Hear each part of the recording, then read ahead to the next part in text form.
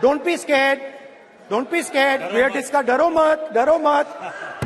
हम caste census की बात कर रहे हैं. डरो मत कि ये जो 70 सेक्रेटरी हैं, 90 सेक्रेटरी हैं, ये जो हिंदुस्तान की सरकार को चलाते हैं, जो बजट को चलाते हैं, इनमें से ओबीसी कितने हैं? नरेंद्र मोदी जी प्रधानमंत्री हैं, ओबीसी के लिए काम करते हैं. मैंने ये सवाल पूछा. मैं आपको जवाब देना चाहता हूं. हिंदुस्तान के सेक्रेटरीज 90 में से सिर्फ 3 ओबीसी से हैं.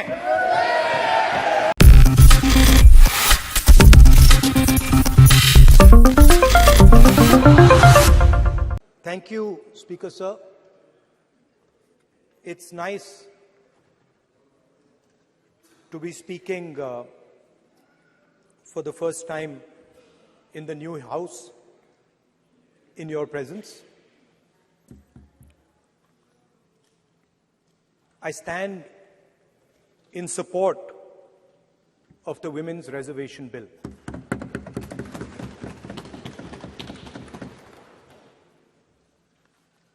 Yesterday, I was listening to the discussion, and the issue of the Sengol came up.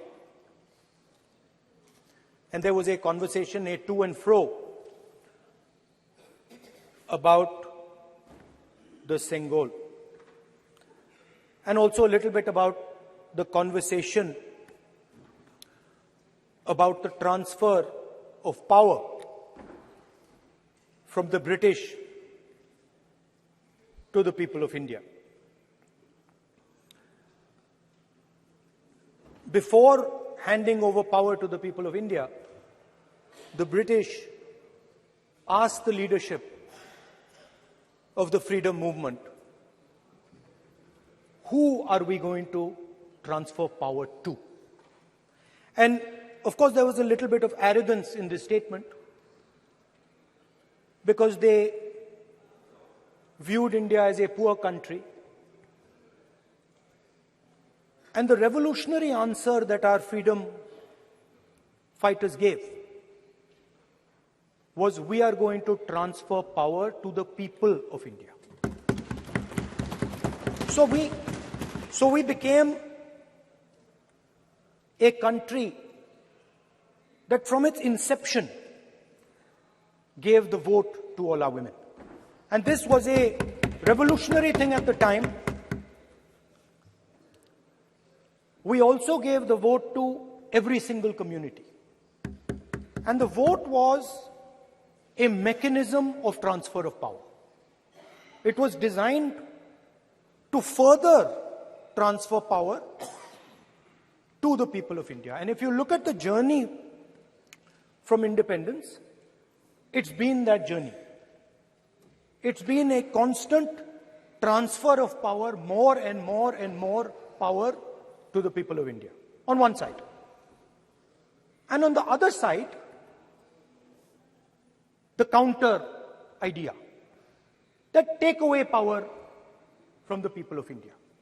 This is the fight that is going on. And in fact, in many ways, it is the fight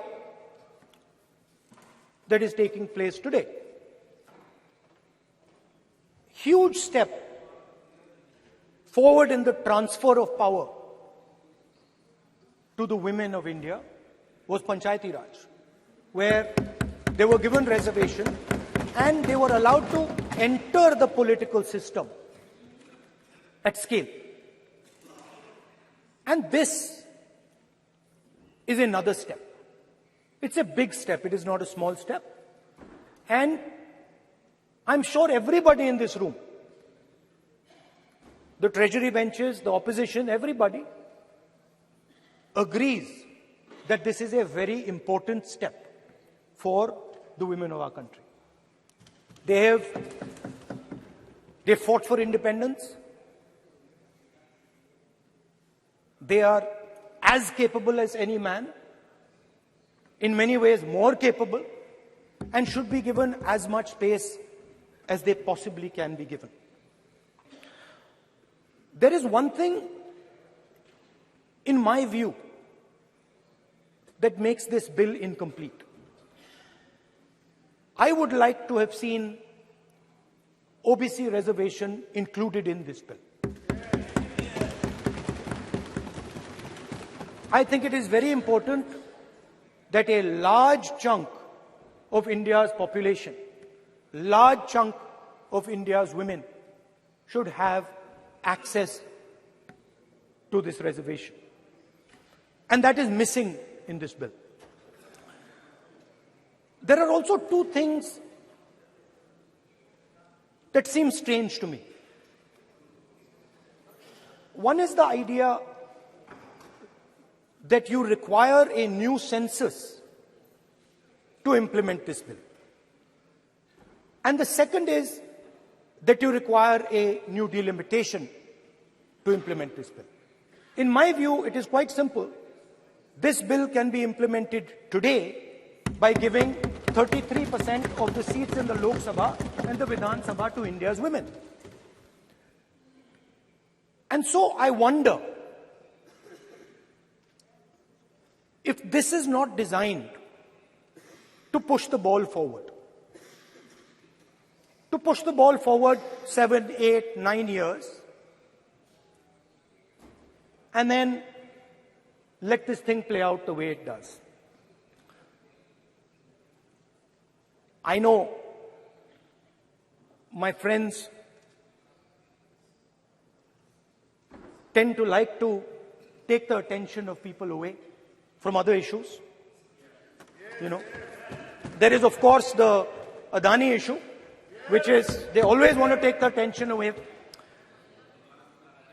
But there is another, I would like to say that. One of the things that, this is quite a nice building. Nice peacocks. Nice peacock feathers on the ground. Nice peacock feathers in the chair. It's a nice, tasteful building. But frankly, I would have liked to see the President of India in this process. The President of India is a woman. She represents the tribal community, and it would have been befitting to have her visible in this transfer from one house to the other. So one of the things that the government likes to distract from, of course, is Mr. Adani. And there is another thing that the government likes to distract everybody from. And that thing is called the caste census. For some reason, and I don't quite understand what this reason is, the moment the opposition raises the issue of caste census, the BJP tries to create a new distraction, a new sudden, event, so that the OBC community and the people of India look the other way. In my research for this speech, I took a look at the different institutions that define how our country moves forward. There are many. There is the Lok Sabha, Rajya Sabha, Vidhan Sabhas. There is the bureaucracy. There is the press. And there's the judiciary. And I looked with an eye to understand what is the participation of the OBC community in these institutions. मतलब हमारे जो institutions हैं उनमें OBC की भागीदारी कितनी है, ये सवाल मैं पूछ रहा था और मैंने अलग अलग इंस्टीट्यूशंस में थोड़ा रिसर्च किया. जो सेंट्रल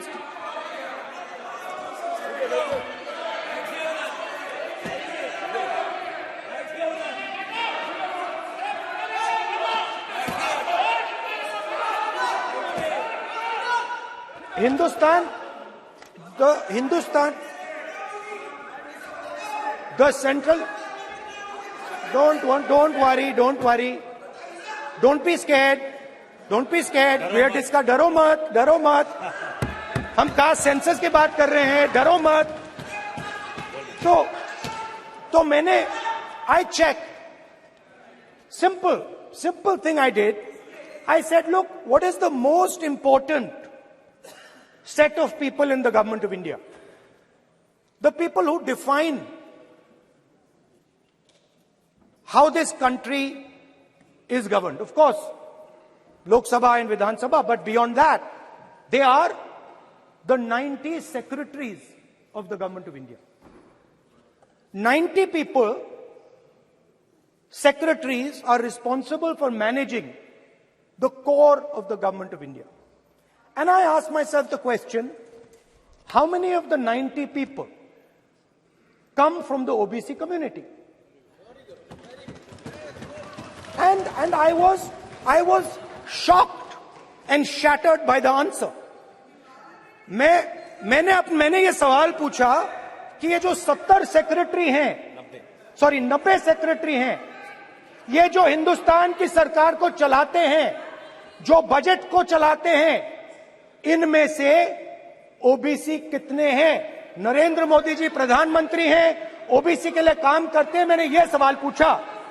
मैं आपको जवाब देना चाहता हूं, हिंदुस्तान के सेक्रेटरीज 90 में से सिर्फ 3 ओबीसी से हैं। और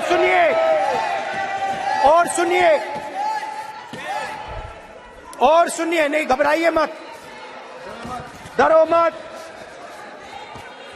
और सुनिए, ये जो सेक्रेटरीज हैं जो ओबीसी कम्युनिटी से हैं, ये हिंदुस्तान के सिर्फ 5% बजट को कंट्रोल करते हैं। मतलब अगर हिंदुस्तान का बजट 44 लाख करोड़ का है, तो ये 2.47 लाख करोड़ मतलब 5% कंट्रोल करते हैं। और सुनिए, मैं कर रहा हूं, मैं वहीं आ रहा हूं।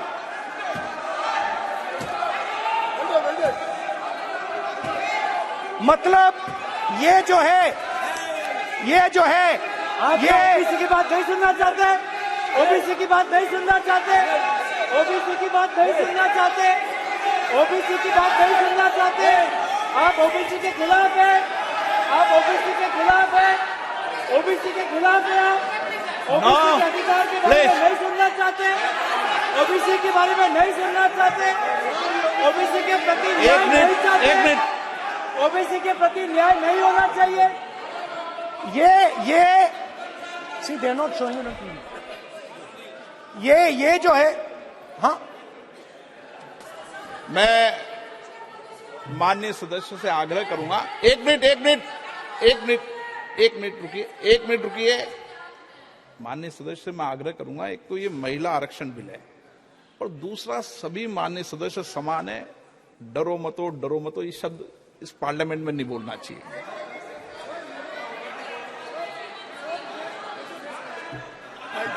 सर, ये जो डिस्कशन है,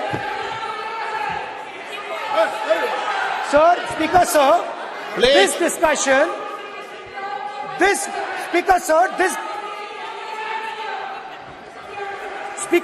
this discussion is about the transfer of power to the people of India. The women being one group of the people of India and the OBC community being another group of the people of India. And I am elaborating that the OBCs, who number a huge percentage, have 3% of the 90 secretaries of this country and control and define 5% of India's budget. This is an insult and a shame to the OBC community. ये OBC community का अपमान है।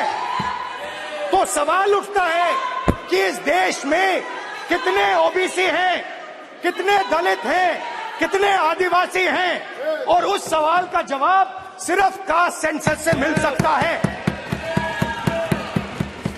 तो मेरा सरकार को एक सुझाव है, सबसे पहले ये जो महिला का बिल है इसको आप पास कीजिए, आज पास कीजिए, ये जो आपके लागू कीजिए, और ये जो डिलिमिटेशन है जो आपने बोला है, और ये जो सेंसस है इसकी कोई जरूरत नहीं है, 33% आप महिलाओं को सीधा दे दीजिए।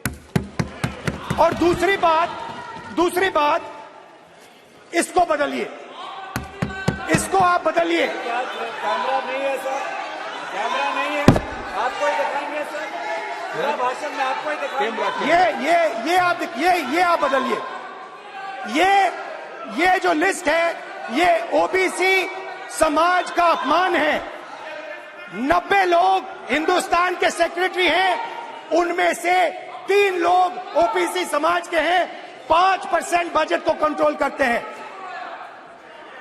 तो जल्दी से जल्दी आप कास्ट सेंसस कीजिए, जल्दी से जल्दी जो हमने कास्ट सेंसस किया था उसका डेटा आप रिलीज कीजिए, और अगर आप नहीं करेंगे तो हम कर डालेंगे। Thank you. धन्यवाद।